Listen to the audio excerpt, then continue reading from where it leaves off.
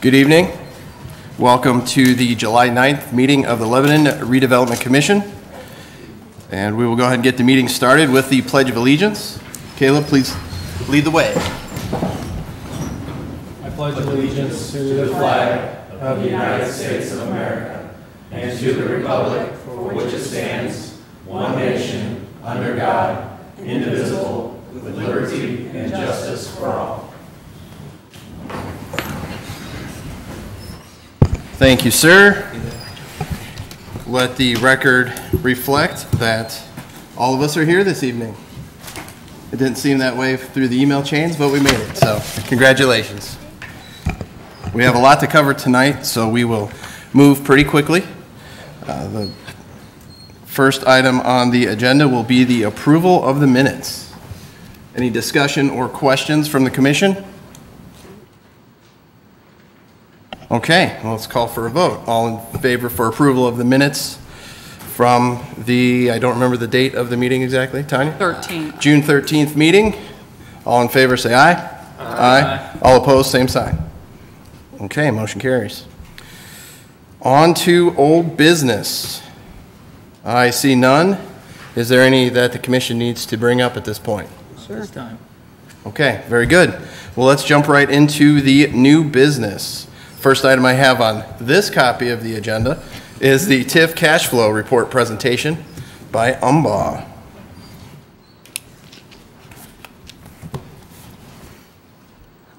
Good evening. My name is Emma Adlam. I'm with Umbaugh, and I have given each of you a copy of the updated 2018 TIF report.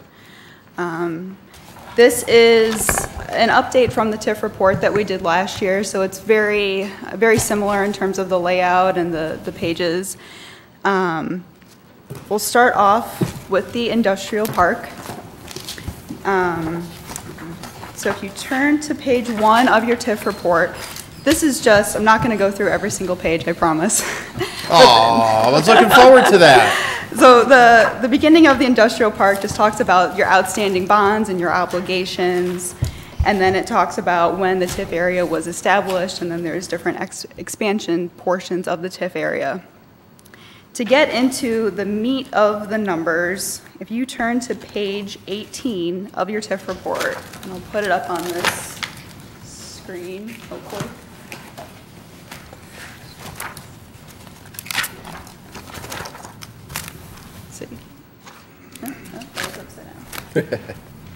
So this schedule is for the industrial park TIF area, and it shows your estimated tax increment stream on the left-hand side, and it compares your estimated TIF to the outstanding debt service payments for your outstanding bonds and lease rental bonds.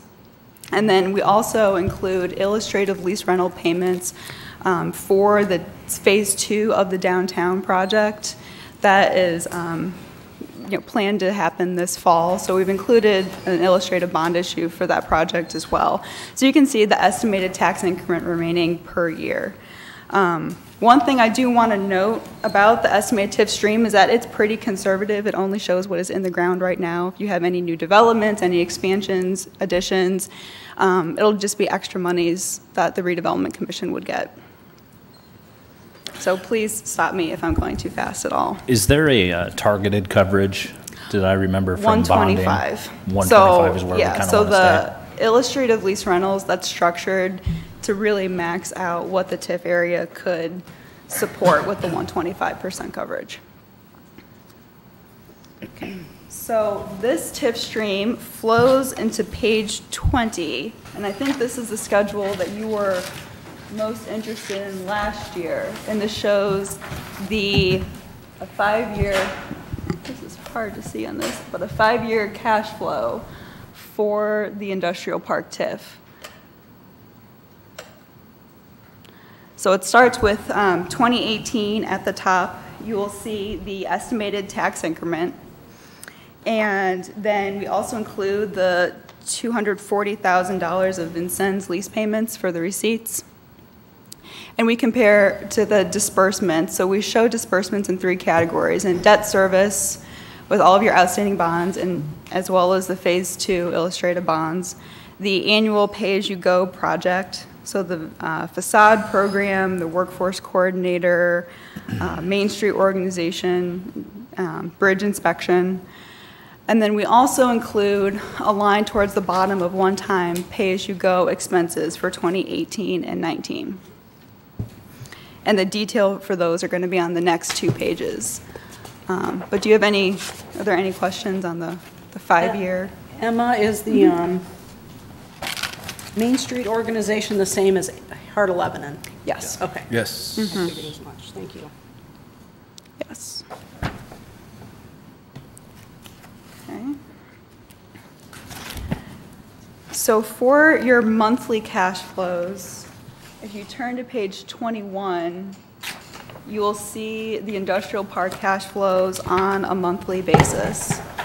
So it includes the same estimated tax increment, the Vincennes payments, the debt service payments for your bonds, those same reoccurring expenses, but then you can see those one-time expenses are broken out in more detail when on that prior page it was just a lump number for 2018.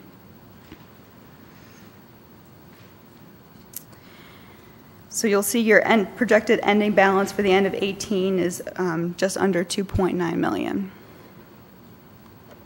And I know this is a lot to take in, so please ask whatever questions you have, or after you take time to look at this, we're happy to answer other questions.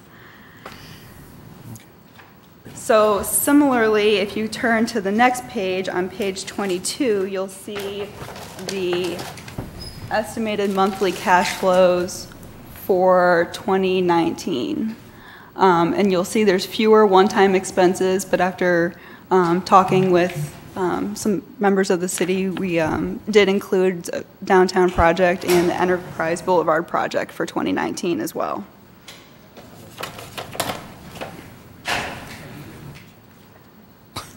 Okay.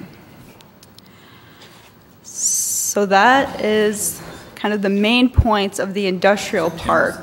Before I move to DA Lubricant, are there any questions for industrial park? None at this time? Go Okay. ahead. Thank you. So DA Lubricant, if you turn to page 26, this shows your estimated tax increment for DA Lubricant. And for the next several TIF areas, the Redevelopment Commission has only pledged a certain percentage of the TIF generated in those areas to the repayment of the bonds. So you'll see this tax increment allocation schedule for the next several TIF areas, where there's the estimated TIF coming in, and then there's the breaking out between the pledged and the commission tax increment, because only 80% for DA Lubricant goes towards repayment of the bonds. So page 28 shows the comparison of the DA Lubricant tax increment to the DA Lubricant debt service. And you'll see that the debt service is greater than the tax increment, so the company will only get that 80% of the TIF that is pledged. They don't get any additional amount. So it's short, they just don't get those extra dollars. There's nothing else that the Redevelopment Commission has to pay. So if you turn to page 30, we have a 2-year cash flow for DA Lubricant, and you can see we have the pledge tax increment versus the commission tax increment, and then we show the debt service payments being made as well. And so this ending balance is slightly overstating the amount because there will be a January payment of $63,000 for that pledge tax increment portion, but the RDC's portion is about $360,000 for DA Lubricant.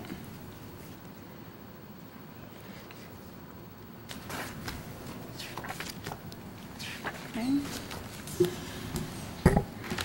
So if there's no questions for DA Lubricant, to move on to the Building 11 or Scott Barrett TIF area, which is page 36, shows that same schedule again of the estimated tax increment, breaking out the 75% of pledge tax increment and then the commission's 25% of tax increment. That's the commission's portion. And you will see the TIF is increasing, and that is as some personal property abatements roll off. So we're not including any growth, it's just the roll off of existing abatements.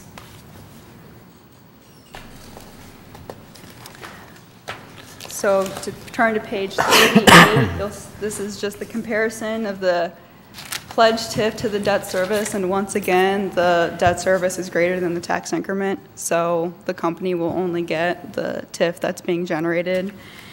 And at the time these 2015 bonds were issued, there was talk of they were planning an expansion. So if the expansion were to happen, additional TIF would be generated. But so that's why the difference is so great between the TIF and the 2015 debt service.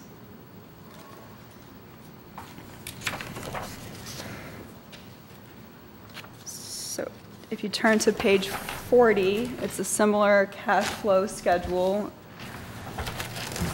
And you'll see the estimated ending balance after 18 and 19. The RDC's portion at the end of 19 would be about $170,000. Okay. Any questions so far? Okay. A lot of numbers. Yeah, none so far. Sure. Let's keep rolling. Fair enough. The next TIF area is the FiberNet area. So if you turn to page 45, 100% of the FiberNet tax increment is pledged to the 2011 bonds. This TIF area is also, the TIF is less than the debt service. So the FiberNet TIF, they'll get about $44,500 instead of the full debt service payment.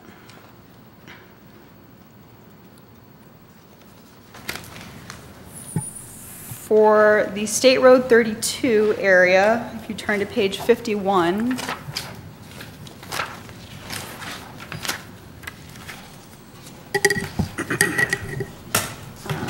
you'll see the estimated tax increment with the 75% of pledged TIF going to the bonds. The commission gets 25%, and starting in about 2024, the Redevelopment Commission gets over $100,000 of TIF. So this area is really coming on in the next several years.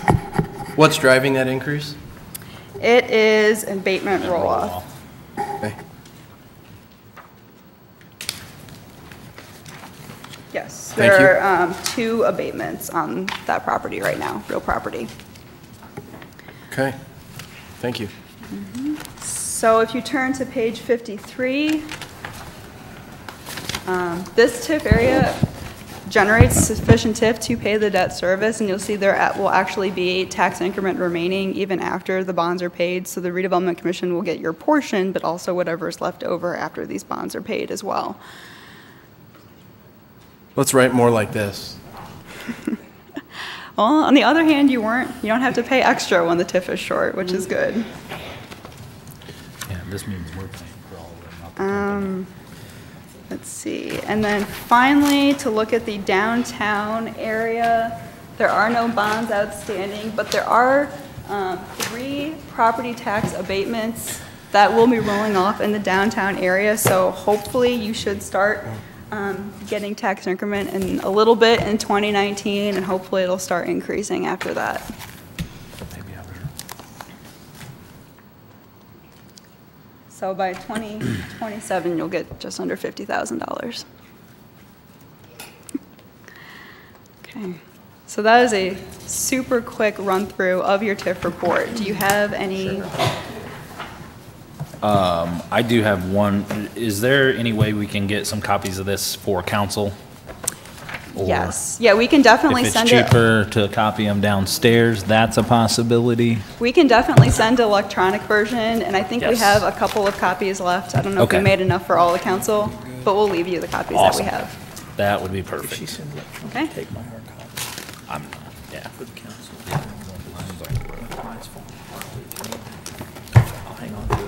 Okay. Well, thank you for presenting that. Appreciate that, Emma. Thank you very much. Are there any questions or comments at this point? I think it's always good to have a regular update. It shows that we're in strong financial status, that revenue continues to exceed expenditure, which is what we all strive for. So I appreciate the due diligence that they've put into the presentation, but also the efforts that this commission has put towards making sure that expenditure versus revenue has remained in the positive side. So it's always good to have that public review of the documents. Well said. Yes, sir. Yes, sir. Anything else? Okay, let's move on to agenda item B, 3B, which would be Resolution 2018-08, the public hearing, which is considering the approval of the, boy, that's worded. The Confirmatory resolution. Yeah, the approval of the confirmatory resolution for amendment to the declaratory resolution and economic development plan for the Lebanon Consolidated Economic Development Area. I got $5 if you Very read it back. Wow. So anyways, all that being said, this is a public hearing, and in order to keep this moving, we'd like to certainly invite public input, but we'd also like to have the opportunity to digest that input. So all the answers will not be provided tonight. We'll do our best to provide some direction, and there's certainly always the opportunity for follow-up. Please limit your comments to, let's go with a 3-minute limit, and if there's more, we can certainly address those either at a later meeting or in a sidebar. But please don't be shy as far as the topics that need to be addressed, because this is important for all of us to be heard. I certainly don't want to minimize that fact, but I also need to keep this rolling so that we can hit our agenda items and keep this business rolling forward.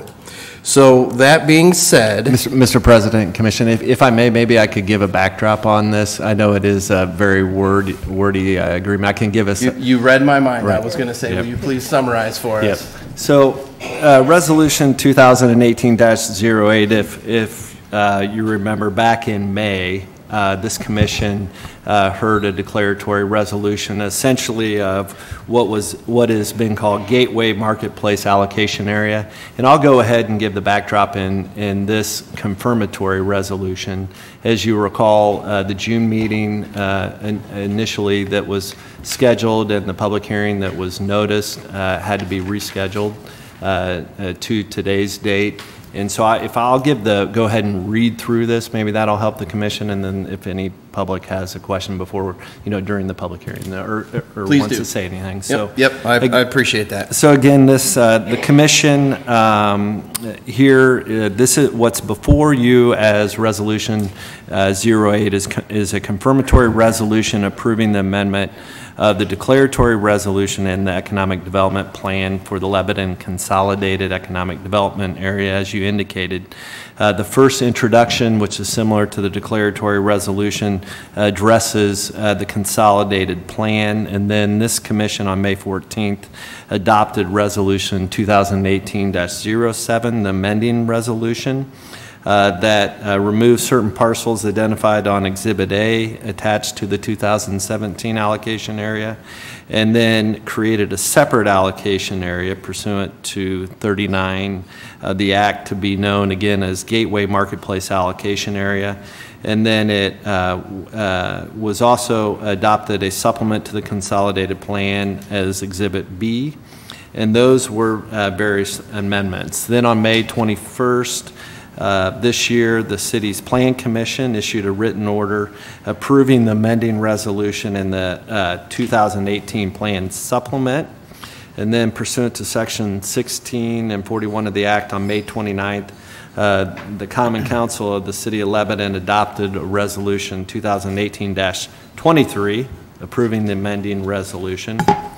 And then I just want to clarify again for this commission, because the June meeting was canceled, it had been previously noticed for a public hearing in June. We then issued another notice on June 29, 2018. There's a typo in there that we will correct. So as opposed, it was originally noticed on May 30th. So June 29, 2018, that was noticed for a public hearing for today. Notice was also filed with the Plan Commission and the BZA, the Building Commissioners, and the Board of Public Works and Park Commissioners. It was also filed with the officer authorized to fix budgets, tax rates, and tax levies. And there is tonight, as you addressed, July 9th will be the public hearing. So this resolution would authorize taking final action after a public hearing, that you would confirm the findings and the determinations, approving and adopting the actions that were taken in the amending resolution. After you've heard evidence presented at a public hearing, you would find and determine that it will be a public utility and benefit to proceed with a consolidated plan as modified by the amending resolution, and that the amending resolution would be confirmed. So that's really what's before the commission this evening. And as far as process goes, that would be the public hearing tonight, and then the next meeting would be the approval? No, so if We would be the able to commission approve it would, tonight? yeah, the commission after a public hearing could take action on Could this take action, confirmatory okay. resolution. Okay. So as far as the public hearing portion goes, I'd like to hear from the commission first. Is there anything that needs to be stated or any questions about the plan to consolidate the economic development area as presented? No? Okay. No questions or comments there. I'd like to open it for the public, and if you do approach the podium, I'd like for you to state your name and your address, please, so that we know who you are, and if we need to reach back out, we can. So, Mr. President, this is the opening of the public hearing? Is yes. that correct? Yes. Sorry, I didn't. Process escaped me. So, this is the opening of the public hearing. So, if there's any statements regarding Resolution 2018-08, please approach the podium. Okay, no takers. So on that note, I could welcome a motion. First, we need to then close the public Oh, hearing. excuse me, sorry. Once again, I'll make the a process. motion, we close the public hearing on Resolution 2018-08. Okay, very good. We don't necessarily need a motion. We don't need a to close motion. it. We could just close the hearing. Is that correct? Okay, so that is, I will conclude the public hearing at this point, and I would accept a motion at this point, if someone is so moved. I'd like to make a motion for the approval of confirmatory resolution for amendment to the declaratory resolution and all that, economic development plan for the Lebanon Consolidated Economic Development Area. Say the number, 2018. 2018-08 Very good, very good. resolution. Okay, all in favor, say aye. Aye. All opposed, same sign. Motion carries. So that means we have approved Resolution 2018-08. Okay, so now we need to open an additional public hearing, is this correct, for the Gateway Marketplace? Or are we going to do the presentation first? I think it would be good to have a presentation Okay. of that before. Okay, so let's go ahead and move on to agenda item 3C, which would be the Gateway Marketplace project presentation of basically an overview of the project and the lease agreement with the Public Building Corporation. Mr. President, Commission, I think Ben Bontrager and then Catherine Finello, we're going to give the. Okay, thank you. He was looking around. I didn't know if he was going to stand up or Trying to figure out not. who's first. Good evening, Commission members. Ben Bontrager, Planning Director with the city. I'm going to give you just a quick overview of the project itself, what the developer is looking to do, and then Catherine will give you an overview of the actual lease agreement. So I'll let her get into the actual financials. So Lebanon Gateway Marketplace is a project that has received planning approval now. So they're in the process of doing their construction documents. It's about a 25-acre site at the corner of Interstate 65 and State Road 32, that southeast corner that you're all, I'm sure, very familiar with, where there's a couple of old industrial buildings that sit there right now. As part of this project, they will be tearing down those buildings and clearing the site and making way for retail development. You can see here on the site, they've got a series of proposed uses for the site. Now, there's obviously no agreements that have necessarily been signed at this point until the dirt starts moving. But they have a large anchor tenant that is a proposed medical office building. First phase would be about 40,000 square feet with the ability to increase that up to 80 to 100,000 square feet, so a fairly significant anchor tenant. There is a site that's been set aside and will be marketed for a hotel, somewhere in the neighborhood of 80 rooms, give or take, for a hotel site. Those are great creators of tax increment, which is good for this site. And then I'll just scoot it down a little bit. You can see there's a series of 5 outlots. Two or three of those sites are sized appropriate for sit-down restaurants, which is something that our community has desperately needed for a long time. So they are working on marketing those sites to sit-down restaurants, and they're looking forward to being able to do that. They also have sites that are sized more appropriate for fast food restaurants or smaller users like that, maybe banks, et cetera. And then also looking at doing a small B shop development that would have things like, maybe a coffee shop or a Verizon wireless store, some of those smaller tenants that don't need a full building.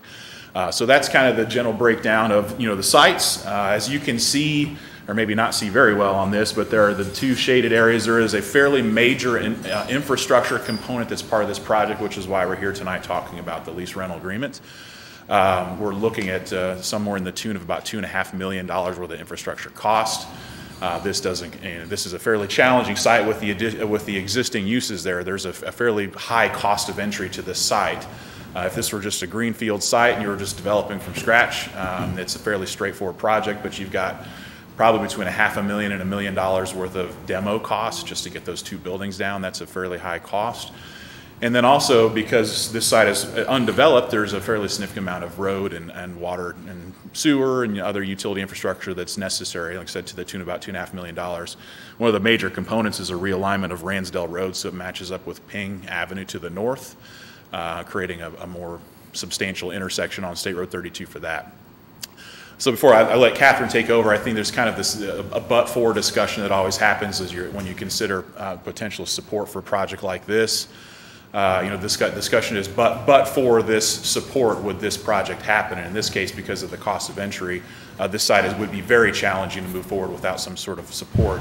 So that's why we've taken this avenue to look for a way to bond for some of this infrastructure and support the project and help move this project along. It's a very important project. It's right on one of the major gateways to our community. Is really going to create a nice entry there coming off the interstate. So, but for this support that the city is considering, it would be very challenging to move this project forward. So I'd be happy answering questions about the development itself, or I'll turn it over to Catherine to discuss the specifics of the financials. Well, I do have a couple questions before we turn the mic over. As far as the arrangement goes, with that level of construction, where are we at on there certainly has to be a traffic study for stoplights. That intersection's already pretty yes, yeah, they did. So. Because it's a state road, NDOT required a fairly substantial traffic impact study to be completed. It actually looked at just about every intersection within a half-mile radius around this site. So they have completed that and submitted that to NDOT, and actually we have a meeting this week with NDOT to discuss any potential improvements that may be necessary to State Road 32 itself. So they are at least preliminarily in favor of this intersection the way it's shown, but we're going to work through the details exactly how that will play out and be designed and improved, hopefully on Wednesday. Very good, very good. Now, as far as the environmental, has there been an environmental study? Yeah, they have done all the environmental testing out there on the site. They do a phase 1 and a phase 2, or just phase 1? Surprisingly, the site's fairly clean. There's some fairly, it's primarily actually in the building itself, asbestos and things like that. There's not, I don't believe there's very little in the ground itself. So it's, wow. Asbestos is one thing, but it's a fairly straightforward cleanup in this case. Okay. There's not a lot of ground infiltration. So there will certainly be, as far as removing materials out of the building, there will have to be some very specific things done to remove that asbestos. But it's a fairly straightforward cleanup as far as old industrial buildings go. Very good, very good. Now, as far as the current infrastructure goes, as the demolition occurs, obviously that's going to have an impact on traffic in that area. There's just not an easy way to get out. What's the plan as far as when they start moving dirt? My understanding is this is supposed to happen pretty quick, so we're going to need to know what we're looking at that intersection as a temporary fix to allow those trucks to come and go. They'll have to submit a maintenance of traffic plan as part of their construction drawings for any work that they would have to do on State Road 32 or that would impact the existing infrastructure. They're working on those, finalizing those construction documents right now, so we'll definitely be reviewing that when those are submitted. So as far as the project goes, what if everything passes as hoped for? What's the give me an idea of the timeline? What are we thinking?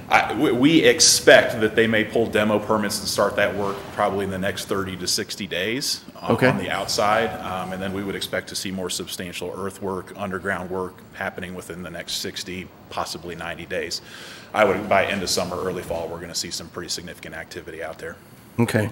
Well, once again, that being said, you'll be our steward to make sure that all those traffic items are, Absolutely. because we certainly don't want to damage the businesses that are Between Kevin and I, there. we're- We want to add Absolutely, amicably, absolutely. right? Between Kevin and I, we're going to make sure everybody is accommodated out there. And keep in mind too, there's a fire station out there, so I know they'll be very diligent on how Absolutely. they control traffic, so. Very good, very good. Commissioners, what else do we have to ask Ben? Anything else? Okay, well, thank you very much. Catherine Finello with Krieg DeVault. Good evening. So as Ben mentioned, the project does require some public improvements, and we have looked for ways to provide for those public improvements. UMBAH has prepared a preliminary financing scenario, and in looking at the scenarios and the types of revenues that we can pledge towards the payment of the bonds, we have come up with what we call our economic development revenue bonds, which are actually issued by the city under 36712.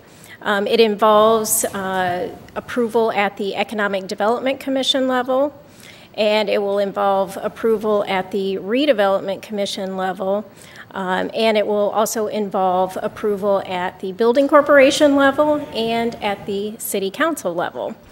And the reason that we are talking about a lease rental bond with the Building Corporation is basically this is a specific structure allowed for under the redevelopment statute that would allow the Building Corporation, which is a not-for-profit entity, to lease the improvements to the Redevelopment Commission.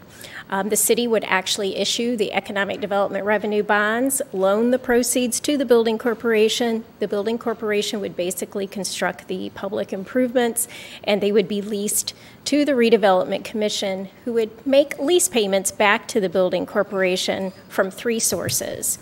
And the three sources proposed are the first source, tax increment from the gateway allocation area that you just confirmed.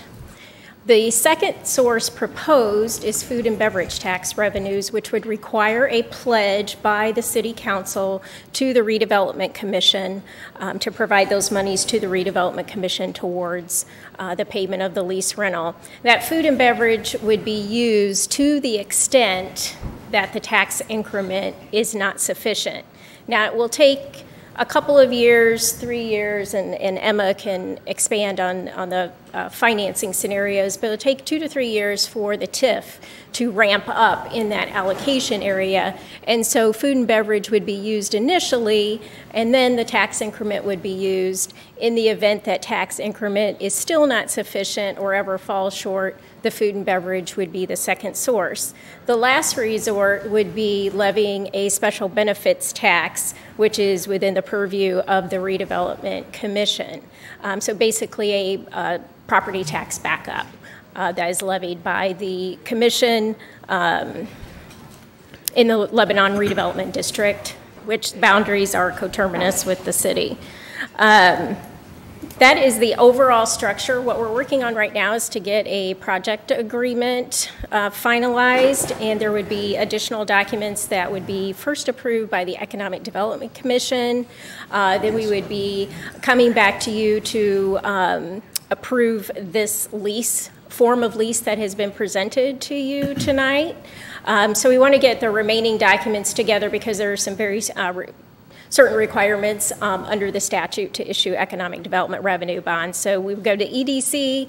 EDC will have some form documents that need to be approved. Those would be approved at the council level, and then you would also be involved in certain approvals and pledging revenues towards the payment of the lease rentals. Okay. So, do you have any questions on that? And I don't know if you have any questions for Emma with regards to the financing, but those are basically the sources that are proposed to help construct. We would issue a bond not to exceed $3.3 million, which would generate somewhere around the $2.5 million construction proceeds that are needed to complete the improvements. I don't think it will quite be 3.3, probably something less than that. But as you know, we kind of put a little bit of buffer in there for approval because we don't know how interest rates will pan out and how things will end up. So That's what we're looking at as far as a maximum Okay. bond issue. And the maximum annual lease rental would be $300,000. Okay, okay. So at this point, let's open it up for questions. Questions for Catherine? I'd like to ask, and maybe several people out in the crowd are asking too, can you explain that in layman's terms? Is the city issuing bonds that the RDC would be paying back? The city is issuing the bonds in the reason we need to go through a lease rental structure is because your food and beverage tax revenues and your special benefits property tax backup is subject to a debt limit. And in Indiana, as in many states across the country, lease rental payments are not subject to constitutional or statutory debt limitations. And so normally, if we just had a regular plain vanilla EDC bond, as we call it, the city would be issuing the bonds, spending the money, and they would pledge a payment source for the principal and interest, and that would be it. But we do have to kind of go a little extra because of the constitutional and statutory debt limitations. Okay. And that's why we have a lease. Okay, thank you. So I know it's a little There's a couple extra convoluted, elements but in there, sure. And Emma, you may chime in on this, but essentially the gateway TIF is guesstimated to be able to cover this in the 2 to 3 year mark for the most part, correct?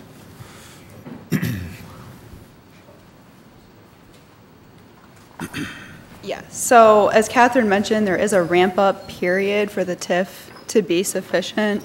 So I have a comparison that shows the estimated tax increment to the lease rental payments, and you'll see there's no tax increment in 20, a little bit comes on in 21, a little bit more in 22, and then it's they're fully paying taxes in 23.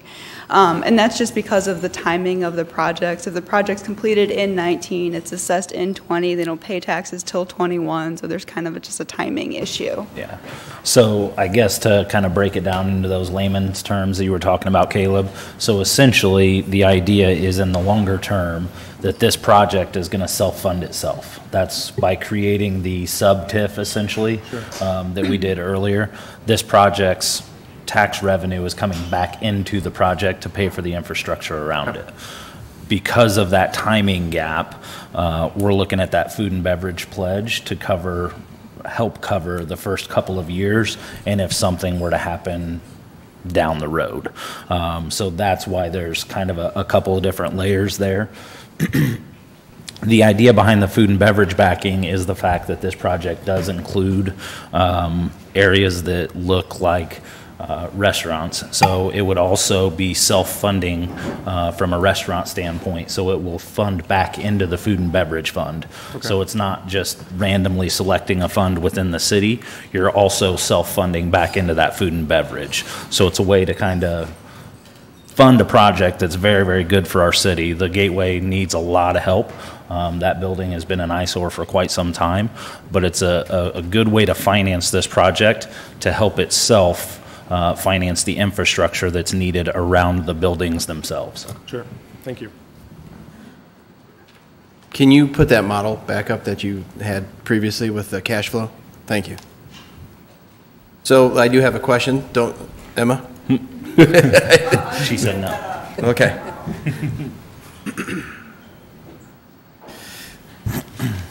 During the previous section, you had said that 125% is our target for the tax increment. Here, I don't see that. Yeah. What impact does that have on us? Well, that's another reason for the pledge of food and beverage. Since tax increment's not sufficient and it's from one project, it really wouldn't be considered a secure source for the purchaser of the bonds. So the food and beverage,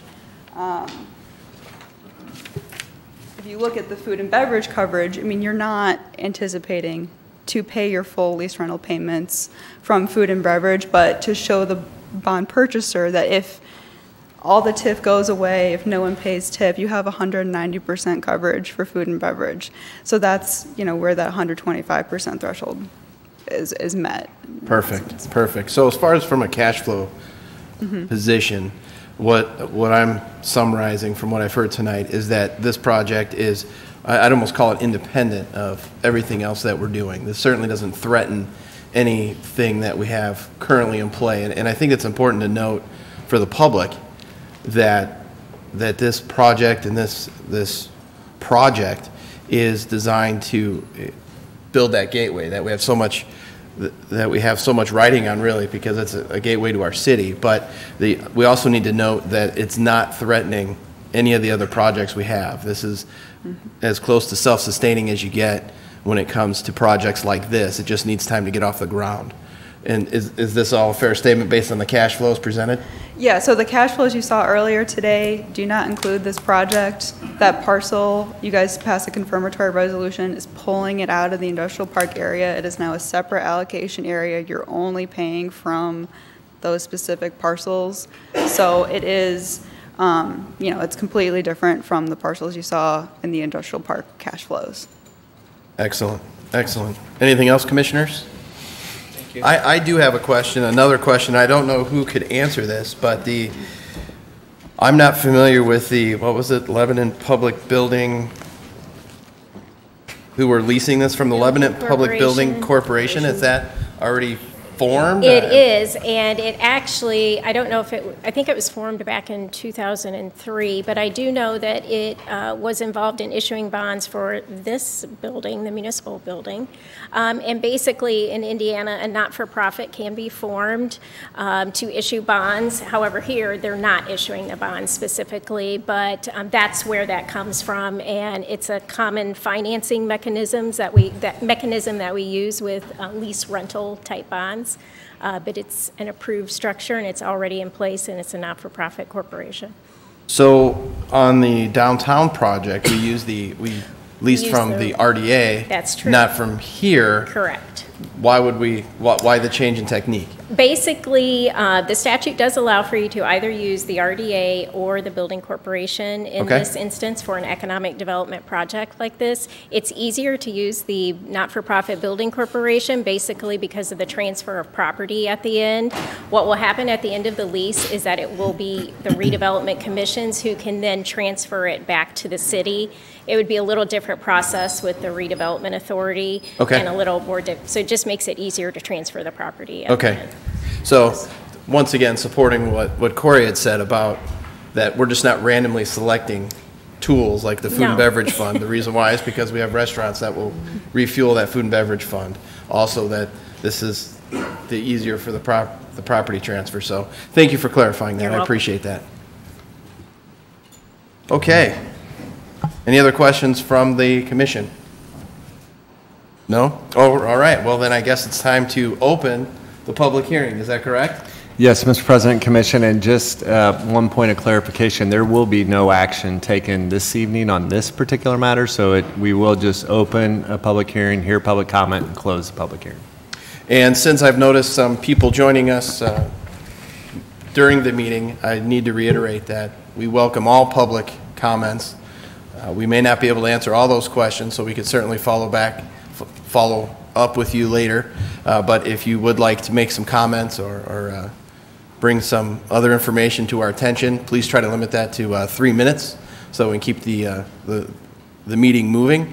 But I certainly welcome anyone who would like to come up to the podium and state their case, I guess would be I don't know if that's the right way to say it, but to share some information or share some perspective to help us understand more of the opinion from all of you. So is there anyone from the public that would like to come up to the podium, state your name and address, and let us hear what your thoughts are? Come on up.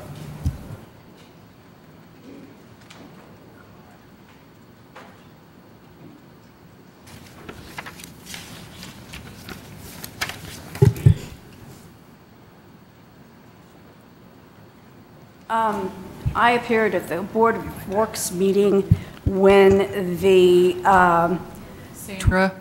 Sandra Reedlove. And your address? I live on 725 West 300 North. I raised questions about the bond payments for the downtown area, which was a $10 million of cost. And the bond payments were going to be $1,100,000 each year from the TIF, which amounted to over 23 years for a $10 million cost of $25,300,000 for the payback. And there was no question from the Board of Works when I questioned that for a community the size of Lebanon. That would mean after the $10 million was paid, there'd be another $15,300,000 that would cost. Any way you look at it, that's not a bargain. So I think this money should be paid for the principle of the downtown project, and this would be a less costly downtown project for the citizens of the community and the businesses of the community that aren't in the TIFs. Now, Michael Hicks is very critical. He is the economic advisor, research person for Ball State University. And one of his columns indicated that there was a question about the goodness of the TIFs, and the people that are involved in that asked for an evaluation. And what they found out from the University of Southern Indiana, that each job of a TIF cost $33,000 a year for 25 years. Each job, $33,000 for each job is the cost for 25 years. That's not a bargain. So I would suggest you take this money, pay down the principal for the Uptown project, and do something for the citizens, because they've been picking up the expenses of the TIF when that money stays in the TIF for further development. You can use it for the schools. Greater Clark, they pay 10% for the school funding. Okay, you have 30 more seconds. That would be something the citizens would benefit from. And another thing is paying down the principal. So at this point, excuse me. So at this point, we've heard what you stated. Okay. May I ask, are you asking for an evaluation, or are you asking for a restructure of the way that this is being financed? I'm not sure. I don't quite understand what you're asking. I think the amount, this is another project, and this other project downtown is going to be very expensive in the long run for what the cost of the project is. So you should start thinking about the citizens and what you can do with them, for them, with the money that's available from TIFs. Like I say, giving a 10% payment on the 10% of the TIFs is what Greater Clark gets. And that would give your citizens and your businesses a tax advantage. They've been paying this, they've been helping you out since what, 98 when the TIFs started? And I really think it needs to have a reassessment of the TIFs by an objective individual that probably Michael Hicks could direct you to. Okay. We appreciate that information. Thank you for sharing with us, and I would love for you to share that with the mayor's office so that we could incorporate that into the program. Thank you for your time. Anyone else? Okay. Just one quick point. Just to reiterate, the downtown project is funded through TIF funding. Therefore, all of your property taxes, if you are a property taxpayer in the city of Lebanon, has remained frozen for the last 3 years. So for the last 3 years and going forward, hopefully, you have not seen any increase in your property taxes. Thank you. Thank you. Any other statements that would adjourn the public hearing? Yep. Close the Close public hearing. No action. And there's no action this evening, so we'll make sure to add that to the agenda. And if anyone from the public has additional information they'd like to share, as stated, we have not taken any action, so feel free to share that with the mayor's office, and that will get to us accordingly. So thank you, everyone. On to agenda item 3D, which is the Kimley Horn revised proposals for downtown and the Big Four Trail expansion. Kevin, before you start that, just real quick for everybody in the room, because I know some people have joined us. So this is, we've got 2 agenda items remaining on the RDC meeting. Once we get through those couple agenda items, we'll take a small break, and then we'll be into the Lebanon City Council meeting. That's what I'm sure most of you guys are here for. So that'll begin here shortly, right after these last 2 agenda items. Thank you, Corey. That was a good public service announcement. So thank you. Thank you, Commission members, and good evening. I'll be brief. I have 2 contract amendments before you tonight for your consideration. These are contract amendments to the current Riemann Schneider design consultant contract for our downtown streetscape project. Riemann Schneider now doing business as Kimley Horn. So that's the reason for the name change there, but hopefully you recognized these projects. So there are 2 amendments before you. The first one would be Amendment 2 to the contract. This is for additional construction administration services for Phase 1, and the total is an hourly contract not to exceed $17,500. Basically, this includes a couple of things scope-wise that I want to point out to you. One being that we are having weekly construction coordination meetings with our design consultants and our contractors. It's just too big, too complex, too important of a project to only meet every 2 weeks. But at the time we crafted the design contract, we were assuming bi-weekly meetings as opposed to weekly meetings. So this is to compensate them for the additional time for those meetings. We meet every Thursday morning at 9 a.m. We usually meet for 2 to 3 hours, sometimes longer if there are field inspections that have to take place. So it is a significant amount of time and a significant burden on the consultant. And so we've heard their pains there and would like to address that. The other thing is that we want to add some additional time in here for at least scope for some of their electrical sub-consultant design coordination time.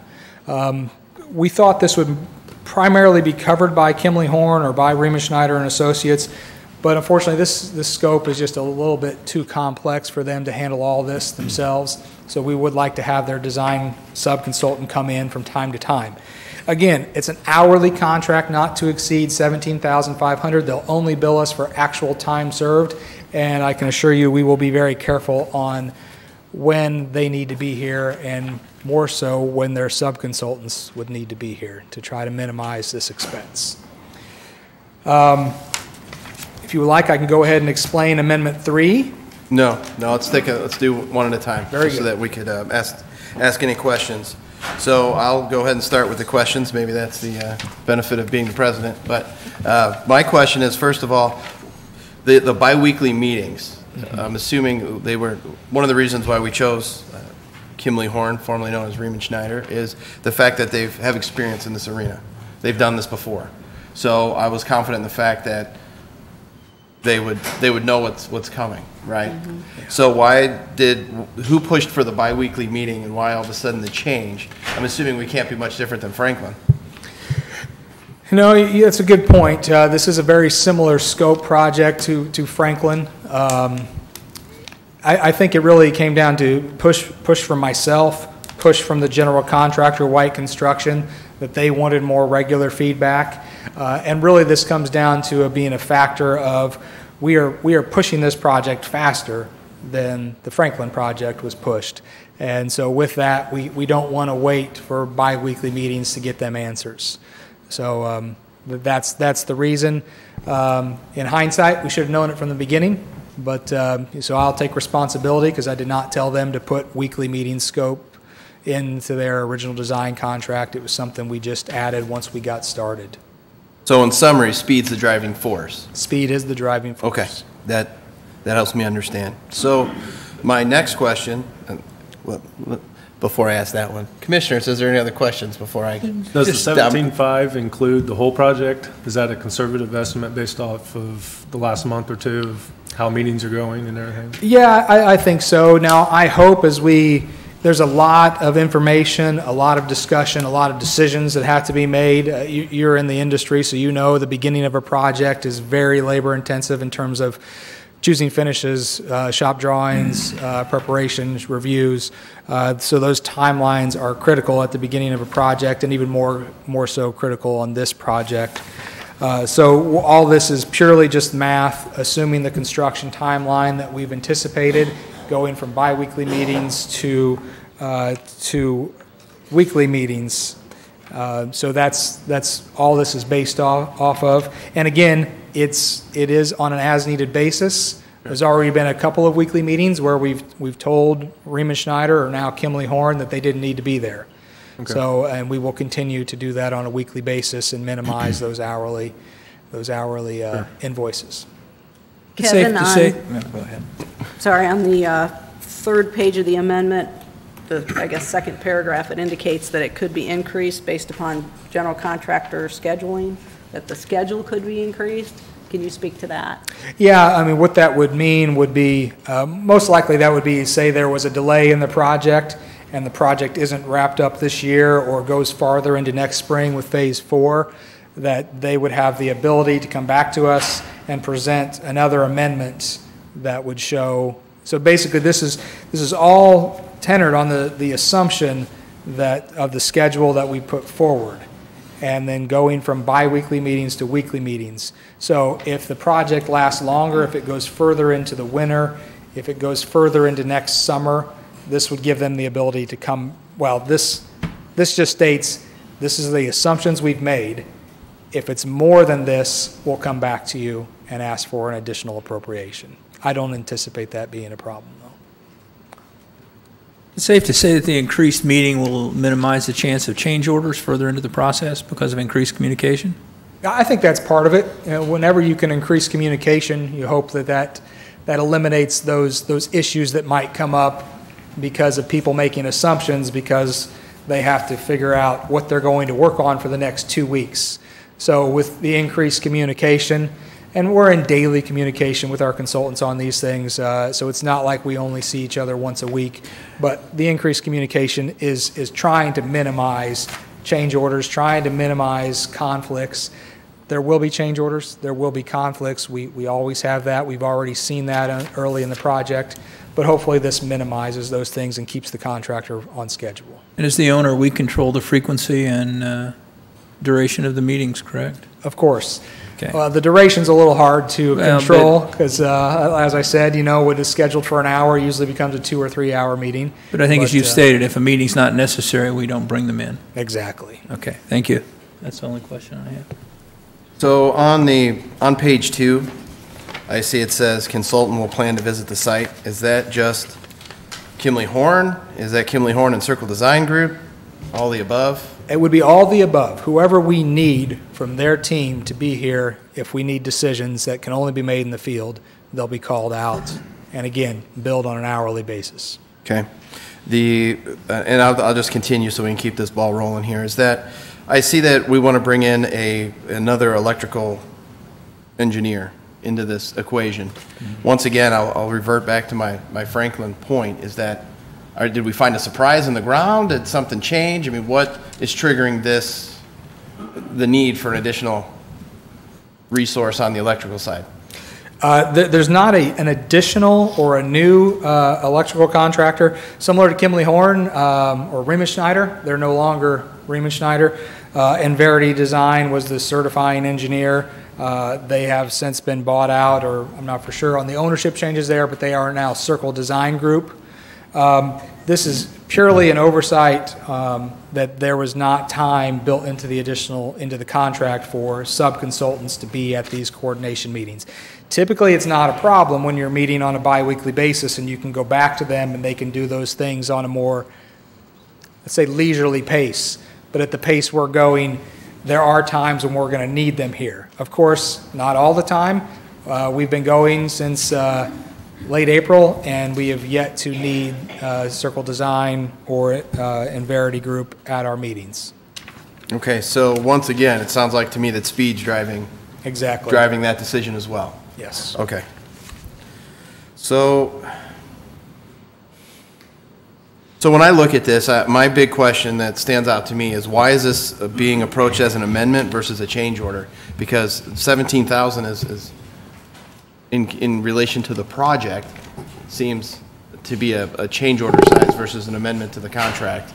Help me understand why this approach was used versus a change order. Well, the change order is typically just associated with a construction contract. This is separate from the construction contract. You know, it's semantics. Call it an amendment, call it a change order. It's Same effectively difference? the same thing. Okay, that's the clarification I needed. That'll be fine. Other questions? Okay, so, all right, I would entertain a motion. I motion that we approve Amendment 2 to the design consultant's fee for a not to exceed amount of $17,500. I'll second. Having a motion and a second, all in favor, say aye. Aye. All opposed, same sign. Motion carries. Okay, Kevin, please move on to amendment number 3, which could be a change order or amendment, depending on how we change approach order it, or an right? amendment. The bottom line. Pardon me, sorry. On this one and on the one you're about to talk about, are you getting signatures on this, or do you want me to pass this down? I can get signatures tonight if that Okay, I would just be want to make sure we don't. if that would be the decision of the commission, or they could authorize somebody to. Well, I see a space for one. I could just sign it. Okay. Yeah. We're fine. I just wanted to make clear where Yeah. we were headed with that. Okay. I'll just make a Do you quick have a motion copy? to, I'll just make a quick motion to authorize Jason to be able to sign the amendment. Thank you. Thank I'll you. second that. Second. Okay. All Thank in you favor, for say the, aye. Aye. Aye. Please let the record note that I abstained from that vote. So. Well, thank you for that point of clarification. That is helpful. Thank you. The third amendment before you has to do with Phase 2. If you can remember, when we bid the project, we bid the project as one whole project. Phase 1, or the base bid as it was stated in the bid documents, was the square and the first block of Main Street west of 39 to and including the intersection of West Street. And we bid as an alternate phase Main Street west of the intersection of West Street to the intersection of Patterson Street, and then milling and resurfacing on Patterson Street along with the extension of the Big Four Trail to the current Big Four Trail terminus on Patterson, just a quarter mile or less than a quarter mile north of Main Street. So the bids came back higher than were expected for Phase 1, and but after review of Phase 2, we feel as though we can be more cost competitive if we rebid Phase 2. So this amendment is entirely about rebidding that Phase 2. We are going to do a couple of things with this Phase 2, which is the need for the additional services, the amendment or change order. We're going to have the contract or the consultant do a detailed cost evaluation. So they're going to look at the costs that were established as part of the contract with White Construction for Phase 1, how those apply to Phase 2. Also look at an idea where we would bid alternates for this Phase 2, just like we did in Phase 1. But hereby with this Phase 2, we think it's possible that we could deliver a more simplified project if needed to save money. So where it was really critical on the courthouse square that the finishes, the details, the level of attention to that detail on the square was just paramount, and we didn't want to compromise on things there. But as we go west on Main Street, we could look at options to reduce that cost and build a project, say, more comparable to the East Street project, where we would have the concrete trail on one side of the street, sidewalk on the other side, and a new street reconstructed with new storm sewers. So that's part of this cost analysis, looking at the existing costs, seeing how they project into phase 2, and then also looking at options to bid ornamental or decorative items as alternates to the bid. So that would be like the pavers, the medallions at the intersections on the trail, those paver medallions, the ornamental street signs, the ornamental lighting, all those ground level landscape treatments. We still want those, but we want to price this bid set in a way that we could eliminate those if we need to save money. We're confident if all those things were removed from the project that we can get the project under the $2.5 million that we have currently in our bond threshold for this project. But we want to bid those things just to see. This project is even with those decorative elements, is a much reduced project in terms of the decorative material than the downtown. So we're confident the cost will be lower, but we still want to create those options so that we can indeed build this project starting in the spring of 2019 and complete the project next summer on path with how we originally planned to build the project. So task 1 is for them to do that detailed cost evaluation.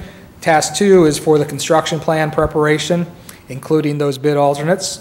Task 3 is the bid assistance phase. This includes going through all the bid deducts, the contractor options, delivering these cost estimates, these competitive estimates for us, reviewing RFIs, reviewing bid documents, reviewing the preparation of those bid documents, and certifying those bid results. Task 4 is then construction administration services. So those are the weekly construction meetings. Those are pre-construction meetings. Those are those progress meetings, any clarifications or interpretations that the contractor may need throughout the process. Processing change orders, processing shop drawings and sample approvals, and going through that entire construction project with this next phase. So adding all those items up, this estimated total, and there is one hourly line item, and that's the construction administration phase. The others are all lump sum. So on detailed cost evaluation, that's a lump sum $10,000. Costs, construction plan preparation, it's a lump sum $45,000. Bid assistance phase, lump sum $18,000. And then construction administration hourly not to exceed $19,000 for an estimated total of $92,000. So I'm asking for an appropriation to fund this construction. Just real quick, I'm reading bi-weekly on those meetings. Well, it is bi-weekly. I should have clarified that. It is bi-weekly because of the way this Scope project will interweave right? with the first project. We don't have to do weekly meetings for both. Okay, perfect. Thank you. From my perspective, this feels like I'm planning a renovation to a house I haven't built yet. I realize it's not the same property, meaning that the square is separate from phase 2. I understand that. But from my position, and this is me alone, my personal opinion, is that this feels very much like we're making decisions based on not knowing how the first phase went. And this decision to spend an additional $100,000, $92,500, doesn't feel good to me. I'll put it to you that way, because of the fact that we don't know how phase 1 is going to go. Right. Well, I think there's 2 points to that. So number 1, we just heard about additional costs to phase 1 because of speed. So this allows us to bid the project out in this construction season for next construction season, which is one of the reasons we feel that, phase 2 may have been a little bit high. Number 2, we had a phase 2 come in $2 million high. Is that correct? Yes. For the total project? Roughly. So we're looking at either having to deal with pay an extra $2 million for the total project, or spend this $92,000 to put a bid out that is a little more easy to work with and potentially bring that $2 million down in line with our overall budget. Yeah. So I think you gain both of those. I understand that phase one isn't over yet, but by being able to anticipate and look forward to phase two, I think we're in better position. Yeah. I don't see much of an advantage, though. My question on that is that I don't see much of an advantage if it's a separate construction season anyways. They're going to take their equipment home, and we lose that economy of scale anyways. But so, we bid out. There's no guarantee that white construction exactly. will But win this even bid. that being said, I still feel that I could be more fiscally conservative, but I don't know what's going to happen with phase one, and I don't want to threaten phase one with phase two. And I realize that the funding mechanism is separated, but I certainly don't want to be over leveraged. Right. At the end of the day, there's one economy, and that's the city of Lebanon. Yeah. And I don't want to be over leveraged, and I certainly don't want to threaten phase one. So I look at this as a non-critical investment at this point. The previous investment that we just spoke of about the Gateway project, that's essentially self-sustaining, so that's a non-factor in this conversation. But this decision here, an additional $92,000 to get bid options out there and go about it the other way, we're making decisions on something we haven't seen. We want to extend the design for the phase one that we have, but we don't know what it looks like. Right. I want to see what it looks like. If you were to approach me with this after we've done one side and go, this is what it's going to look like over here, fine, that's different. But at this point, I just don't, and once again, this is my personal opinion, is that I just don't feel as warm and fuzzy about moving forward with that $92,000 as I do with supporting phase one as strongly as we possibly can. Yeah. A couple of points, and I'm not to argue, but it's fine. That's why we're here. Just informational. You know, where we're at is on a timeline where, you know, if they can start first 2 weeks of July, the plan is, the schedule would be that they're delivering bid documents by September. Not that far away. But that is what we've looked at and talked about as the best time of year to bid this for next year's construction.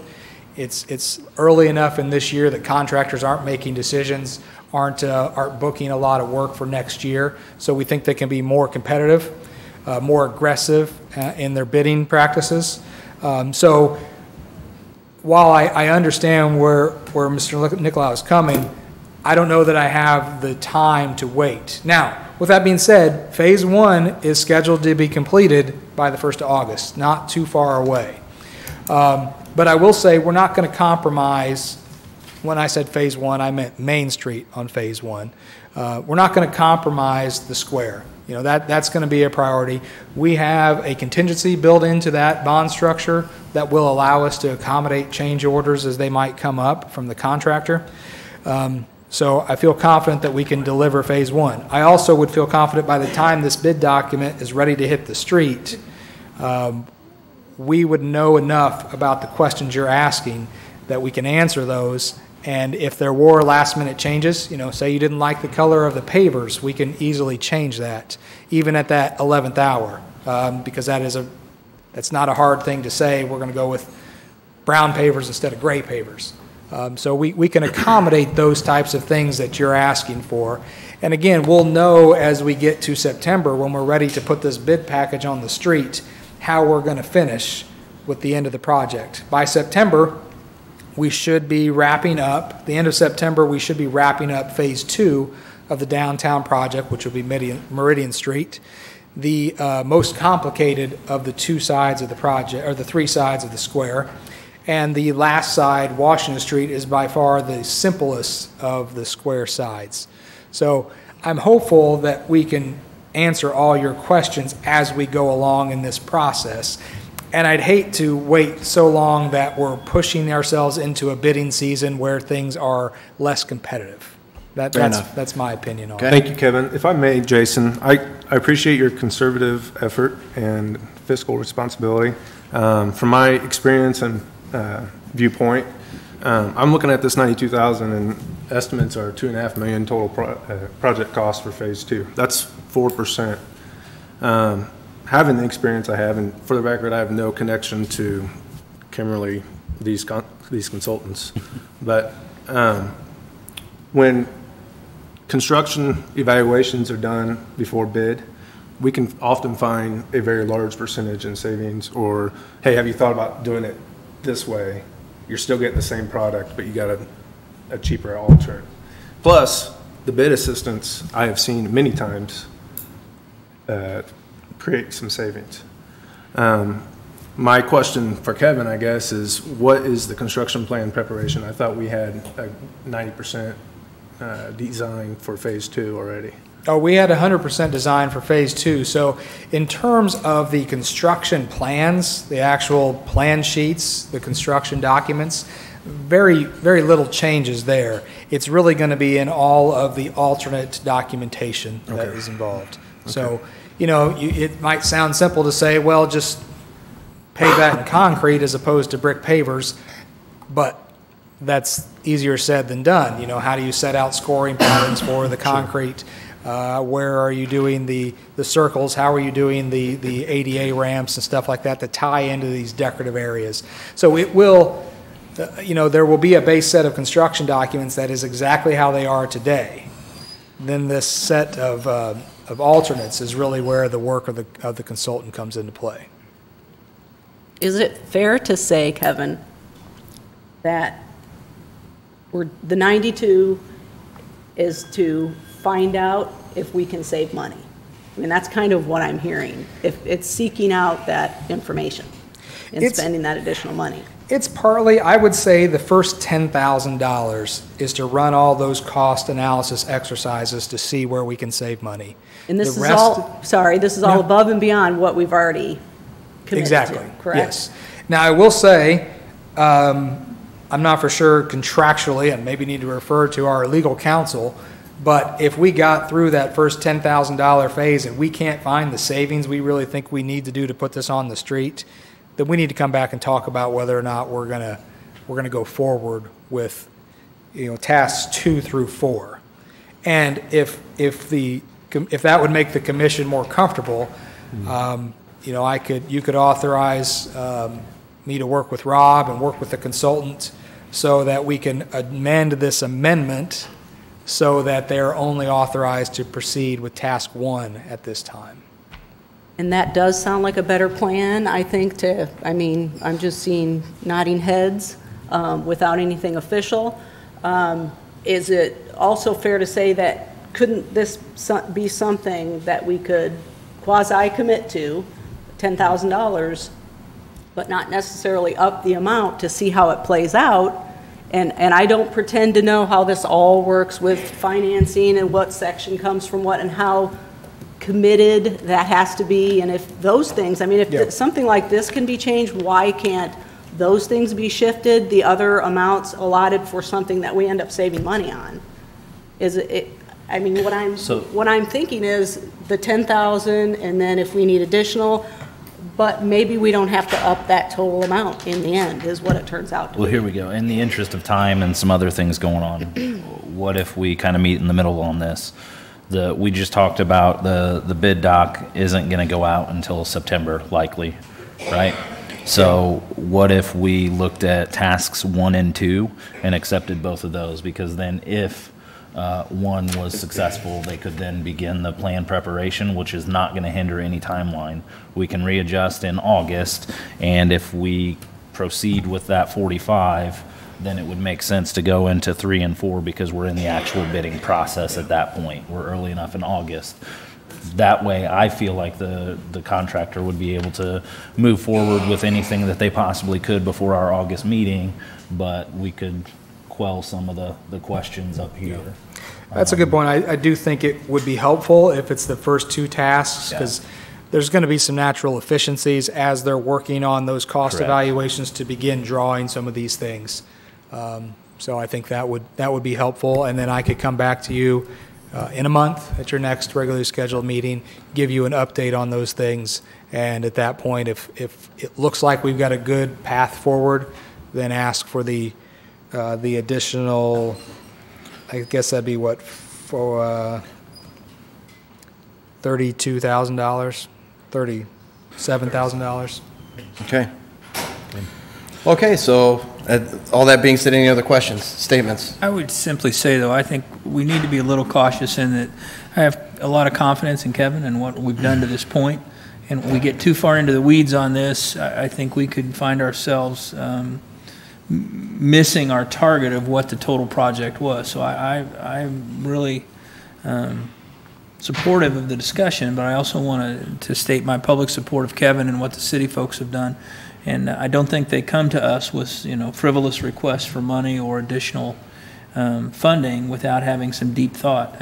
This is not a touchy-feely group up here, so when he comes with full knowledge. So I'd just like to say, as a commission, I want us to make sure that we have confidence in our city engineers and in Kevin specifically, and I think that needs to be conveyed in our actions and our votes as well. Okay. Thank you. Anything else? I'd entertain a motion. So I move, pending legal review, we approve Amendment 3, Tasks 1 and 2, and authorize Jason to sign. Can we put forth two separate? Not to exceed $55,000 total in my motion. Well, you could either say, we could, the way that would work is you would either second his motion, then we would vote, and whether his motion passes or not, and then you would have the ability to present another motion. Is that correct? Then you'd have the ability to present another motion, then we would vote on that as well. But you can't have a motion inside of a motion. Okay, that'll override that motion though, so. Oh, it will. Okay, well then I don't know how we handle that. I don't know Rob's rules on that one. Could you repeat what you said, Linda? Her motion would interfere with his motion. So if his passes, then her motion would conflict with what passed. So how do we handle that? What we have before the commission is a motion. We do not have a second, so we need to decide if we're going to have a second to the motion. Okay, so before we do that. There's a motion on the table. There's a motion, okay. So do we have a second? I second. Okay, so at this point, Any discussion? Any discussion? So then you could decide, you could identify what you're thinking. Mine would be to approve task 1 only at this point. That's not necessarily motion, I guess, at this point, but that's where I'm at. Okay, any other discussion? And that's not anything against Kevin at all. Sure. Any other discussion? Okay. All in favor, say aye. Aye. Aye. All opposed, same sign. Aye. Aye. So 3-2, motion carries. All right. So we are on agenda item 3E, which is the downtown co-working development property. And I'm assuming Ben would be discussing that. In the interest of time, Ben, what does it do to you if we push this agenda item to the next meeting? Quite a bit. We're already Not delayed 30 available? days. Not an option? Okay, fair enough. Sorry. No, that's I will fine. be as absolutely Once again, as efficient process as isn't my possible. strong suit, but apparently argument is. So let's continue. I will be as efficient as possible. This is the point where we need to make a recommendation and accept one of the bids for our entrepreneurial building.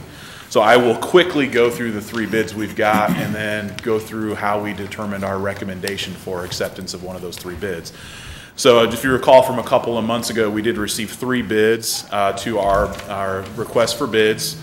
We had sent out a bid to lease the building for $72,300 per year based on some appraisals that we completed for the building. We received 3 bids, and if you recall from when I opened them, they all approached this incredibly differently, so it was hard for me even to indicate to you what they had bid. So I will quickly go through how they approach these things and then talk about why we made our recommendation. So we received two bids from operators, and then the 3rd bid was actually from a developer. So again, approach quite differently. The first was from Outhouse Co-working. They have an existing space that just opened just in the last few months over in Noblesville, and they're looking to establish essentially chains and throughout the 9-county area. And this was at one of the 2nd locations, and they want this one to be one of their premier locations because of the size. So they did provide a proposal to lease the building essentially for $1 per year, and then were requesting a grant and a loan from the RDC totaling about $750,000. A portion of that, about $450,000, would address renovation and rehab costs associated with the building itself. And then the remaining $300,000 would be a loan essentially to fund the finishes to the inside and all the furniture, which they would then repay as they start generating income on the site. So that could mean it would get paid back quickly, or it could take a long time depending on how soon they start generating income on the site after their expenses. So it is an interesting proposal from the perspective of how they would use the site. They like the big open space in the back to do like a meeting hall. There is an e-sports component of this, which is kind of an up-and-coming thing, which I don't know anything about, but it's very, very popular. They hold major competitions for electronic sports and gaming that people drive from miles and days away to so it's a kind of an interesting concept. The challenge with this one, again, is that they're asking for a pretty significant grant and loan from the RDC in order to get this up and running. So it's kind of challenging from our perspective to look at investing that much additional money into that proposal. The second one was Junction 309, came from the Boone County Economic Development Corporation. They had several components to theirs. They have what's called a maker space, which is essentially a space for tinkerers to take some of their ideas that they've generated at home and start developing them into a product which hopefully generates a business. It provides for them a safe space and equipment that they can't fund and finance themselves, where they can try some of these ideas. So again, a very interesting concept. There are some successful concepts like this in other parts of the country. Something's very interesting. And then the additional part of their proposal was for a hacker space, which is more into computers and 3D technology and things like that. So again, some very cutting edge ideas that came out of these. Again, they were proposing to lease the space for $1 per year, so it doesn't necessarily meet our bid requirements. And then also they were requesting up to $1 million depending on the rehab costs necessary for the building, and then outfitting certain equipment, et cetera, for the building itself. So again, a pretty challenging request for the RDC to consider that much additional funding in order to get this up and running. So financially, there's some challenges associated with that. Those were the two operators. The final one was a developer, and they approached this again very uniquely. As opposed to approaching it from the operations perspective, they looked at the site itself and then the opportunities associated with the site, and have proposed to purchase the site. I guess they offered a long-term lease solution, but as an alternative, they proposed purchasing the site for us at the appraised value, and then redeveloping the site with a much larger structure that would have space available in it for the entrepreneurial space, but it would also have additional retail and office space, and also some residential on a third floor. It represented about a $10 million private investment.